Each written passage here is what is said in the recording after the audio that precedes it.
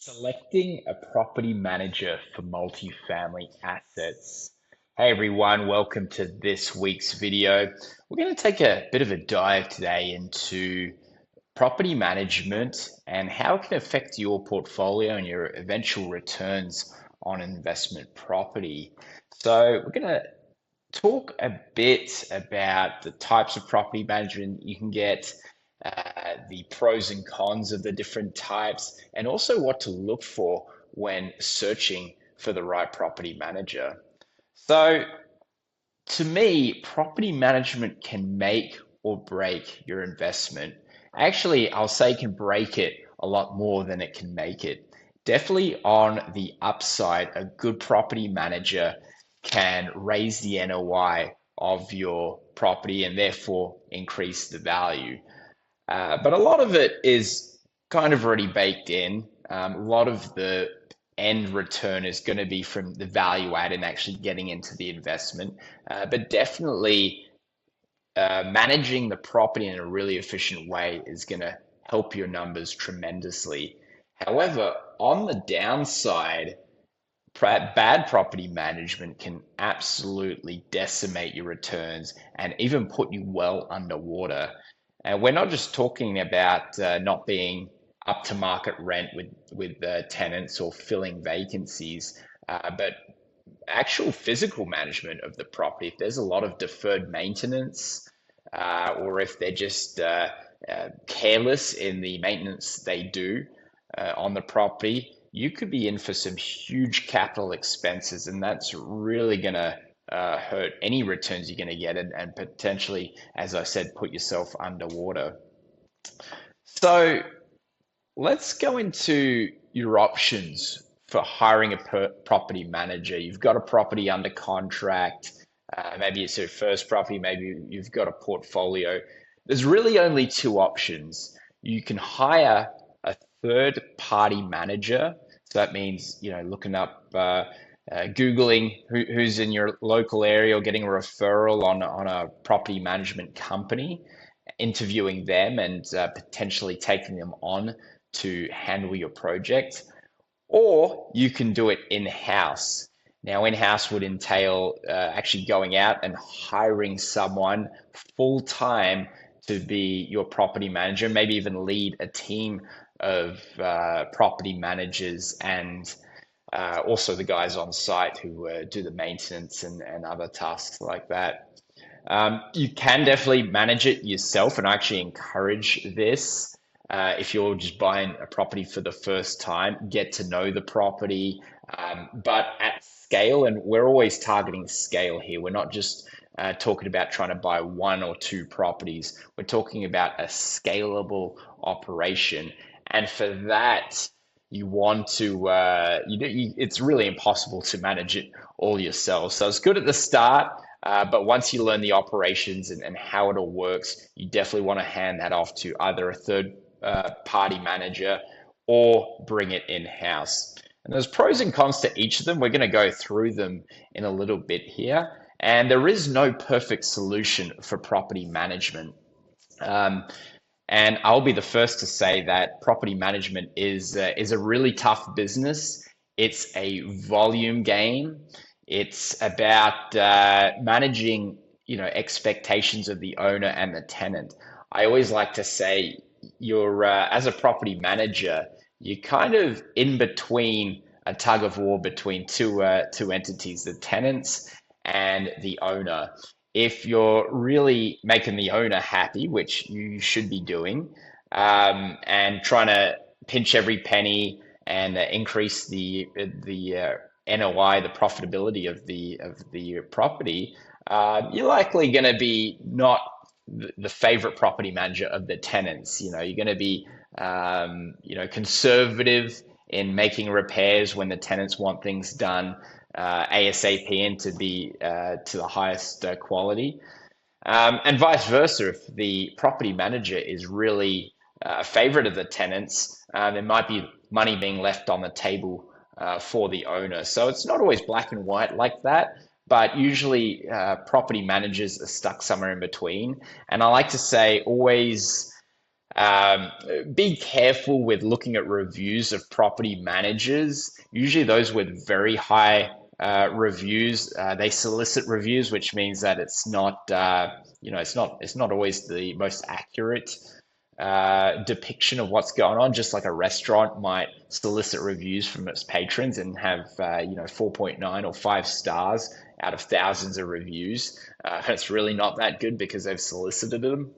And on the other end, you might see some bad reviews of property managers, and you really want to read into these specific reviews and see what they're saying. A lot of times, the only time you'll review a property manager is when something's gone wrong. You're a tenant, and things go haywire like they do, and that's really the only reason why someone may write a review. So always be careful about reviews of third-party managers. But to dive into the pros and cons of third party management, pros, I mean, definitely easy setup is a huge one. So, say you do have a property under contract, you need to get management in place. If you're to hire someone, you don't have the systems or the infrastructure in place like third party management uh, a company would have. So a third party management company, you interview them, they check out the property, they walk it with you. They have all the infrastructure in place, they have all the vendors' contacts. They can hit the ground running on day one and transition the property over no problem. So that's definitely an advantage of third party management. They've also got efficiencies of scale. So when they have a larger portfolio, now when they're working with vendors, they can typically get the best rates, and they can also command some respect in the industry. They do not, the vendors do not want to upset the bigger players, in the property management industry. That's where their main revenue comes from. Now, contrast this with if you only own 4 units. Some of these vendors may think, hey, I've got bigger customers, bigger clients that I need to prioritize because that's where the bulk of my business is coming from. So you may have some issues there, but definitely efficiencies of scale, easier startup, obvious pros of third party management. The biggest con of third party management is misaligned interests with the owner. And what I mean by that is that the way third party managers are compensated doesn't always align with the owner's goals of maximizing the NOI of the property. So, to give you, if you're not familiar with the structure of a third party manager agreement, I mean, they can vary for sure, but typically they're taking a percentage of gross rents. So it could be anywhere from 3 to 5% for mid to large multifamilies, and for single family rentals or even duplexes, fourplexes, you could be looking at the seven, nines, maybe even 10% of gross rents. And then on top of that, they also make money through vendors and having their own handymen and other contractors in place. So they may pay their contractors, 30, 40, $50 an hour, and they may turn around and invoice at something high. It could be 80, 90, $100. And this is perfectly fine if the job gets done properly and it's market rate, then no problem there at all. However, now they are incentivized when something does go wrong, they actually make a profit on things going wrong. So it actually, kind of misaligns the interests with the owner. The other times that interests are misaligned are with leasing. So typically, the third party manager will lease up units and take a split of the commission as sharing it with the buyer the tenant's representation. And so in that case, it actually is in the interest, at least from a profitability standpoint of the manager, to have a lot of turnover, and that's obviously not good for the owner. Turnover means that you're bringing in a new tenant, you have to clean the place up. And actually, with vetting tenants, I'm not accusing anyone of, mal practice, but third-party managers putting people in any kind of tenant in place with minimal vetting really can result in turnover, can result in damages, all of which can actually pad their bottom line, which again is not to say that that's what third-party managers are trying to do. But if it happens, they actually become more profitable, which is a bit backwards of how it should be. So definitely a big problem. There hasn't been a solution out there that I've seen that really just 100% aligns interests. I have heard someone say, "Oh, what about NOI? What if you pay the third-party management based on NOI increase?" Which is a great idea on paper. Problem with that is what some of these things the third party manager doesn't have any control over. For instance, what if property taxes go up 50%, like I've seen in Illinois before? What happens if insurance goes up 200%, like it's happened in Florida before? These are expenses completely out of their control, and it would be wrong for them to have a compensation structure based on that. So that's a bit of the pros and cons of third party management. Next, let's talk about in-house management. So this is where you go out, you actually hire, a property manager. Sometimes you might call an assistant property manager for a specific property. And you also need an in-house handyman if you can keep them busy enough. Or you would have to have some reliable contacts that can be called upon whenever something inevitably goes wrong or needs maintenance on your property.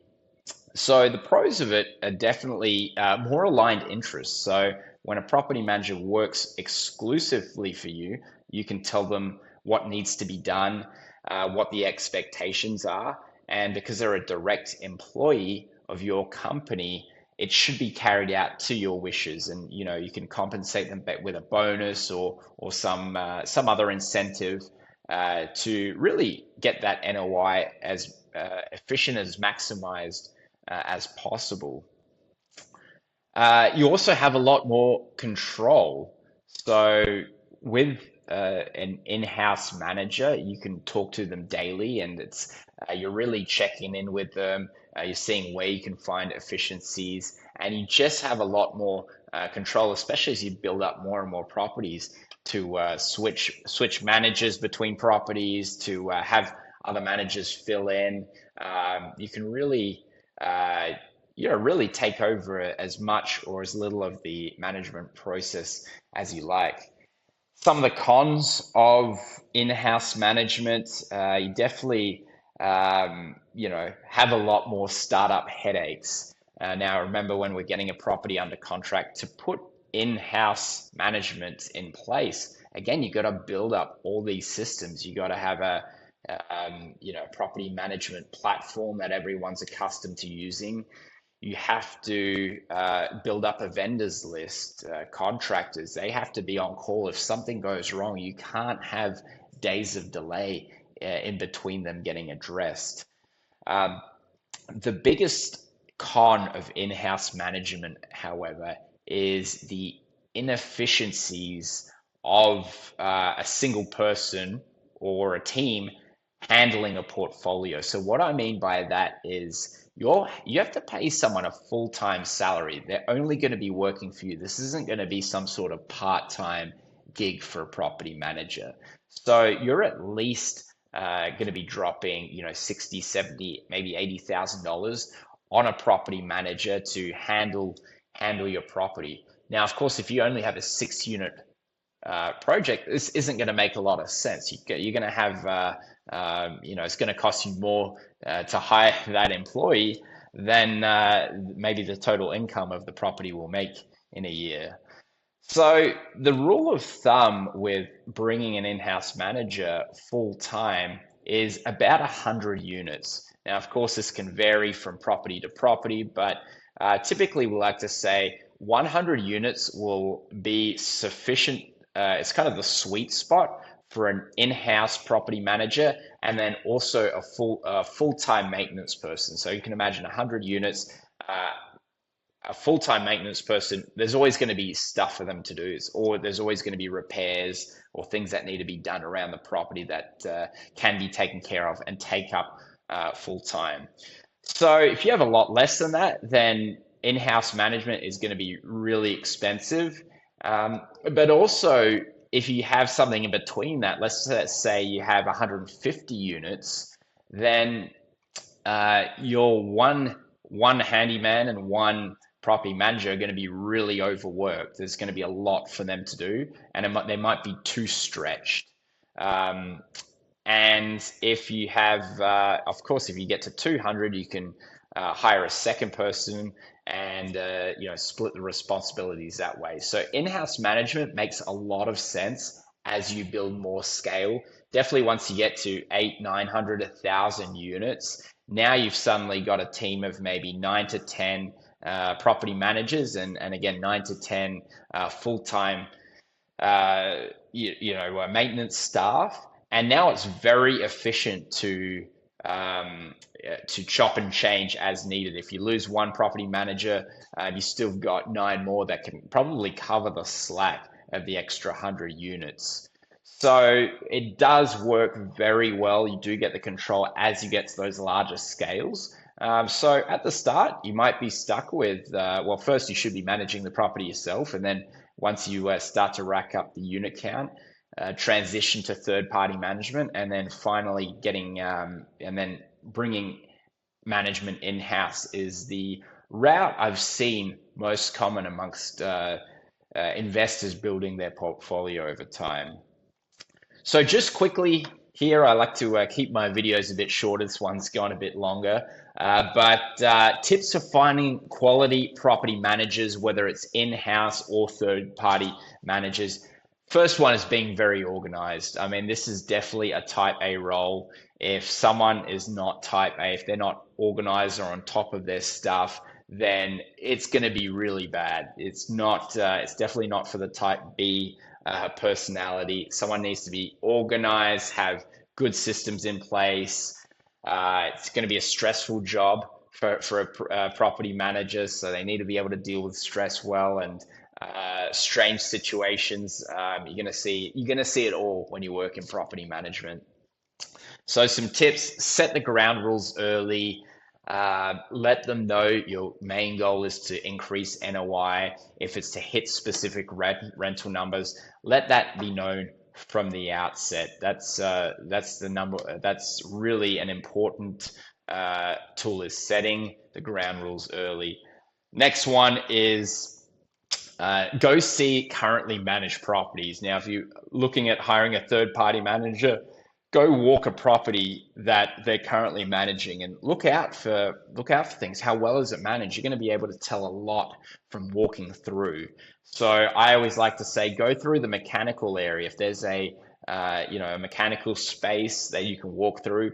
Why I like looking at these areas is people typically don't go around here. So if it's messy, if there's stuff laying on the floor everywhere, if it's dirty, that's not a great sign. But if it's clean, if it's orderly, if everything is intact, especially if no one goes down there to look at it all the time, then that's a good sign of someone who's organized, they're on top of their property management, they take care of the property, even the parts that people don't see. And then the last one I have here is test their responsiveness. As I said, property management is a scale game.